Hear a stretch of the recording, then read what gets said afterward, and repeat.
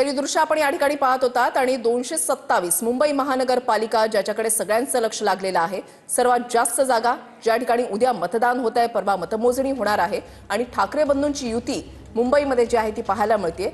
मुंबईसह 12 ठिकाणी म्हणजे 29 महानगरपालिकांपैकी 12 महानगरपालिकांमध्ये ठाकरे बंधूंची युती आहे आणि आता संजय राऊत हे शिवतीर्थवर सध्या दाखल झालेले आहेत।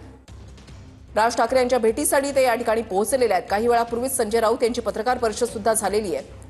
शिवतीर्थवर ते सध्या पोहोचलेले आहेत।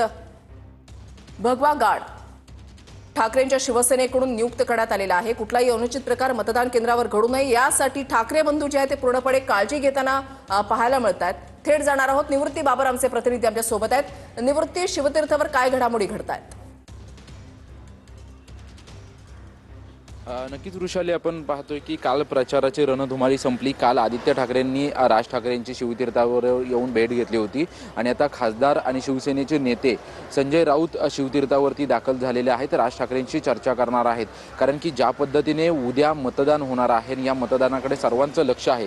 कारण की बारीक नजर जी आहे ती ठाकरेंची सेना आणि ठाकरेंची सेना आणि मनसेची असणार आहे। कारण की दुबार मतदार हा एक महत्त्वाचा मुद्दा जो आहे तो मनसे आणि ठाकरेंनी उचलून धरला होता आणि त्याचीच रणनीती पुढील ठरवण्यासाठी आणि उद्याच्या दिवसामध्ये कशा पद्धतीने कार्यकर्त्यांना बळ द्यायचं याविषयी चर्चा करण्यासाठी स्वतः संजय राऊत राज ठाकरेंच्या भेटीसाठी शिवतीर्थावरती पोहोचलेले आहेत। विशेष करून आपण जर पाहिलं तर सर्व पदाधिकाऱ्यांना उद्धव ठाकरे आणि राज ठाकरे यांनी सूचना दिल्याच होत्या, परंतु सकाळी 8:30 वाजता देखील निवडणूक प्रतिनिधी जे उमेदवार प्रतिनिधी जे आहेत ते मनसेचे त्यांची देखील राज ठाकरेंनी बैठक घेतली।